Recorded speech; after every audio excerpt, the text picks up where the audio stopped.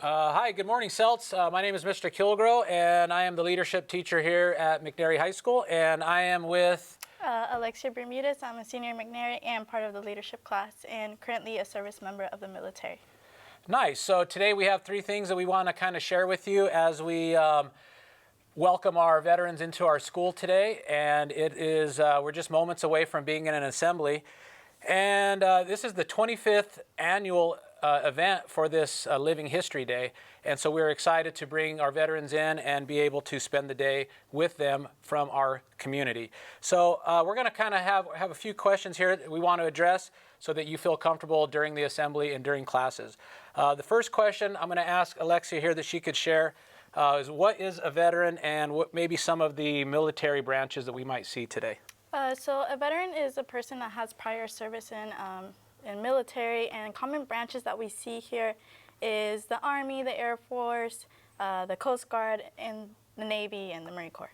Awesome, thank you. So another thing, as we go to the assembly, maybe you can share with the student body, your peers, some things that maybe we could encourage while we're at the assembly, and so that we honor our veterans correctly.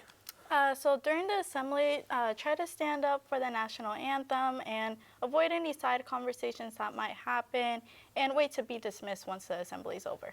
Okay, and so like as the national anthem is playing, they're standing, and then when do they actually sit after the end of the national anthem?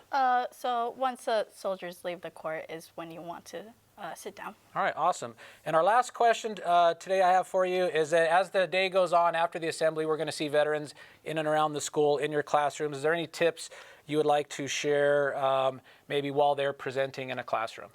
So some tips that you want to remember is to give your full attention once they're in the classroom sharing their story.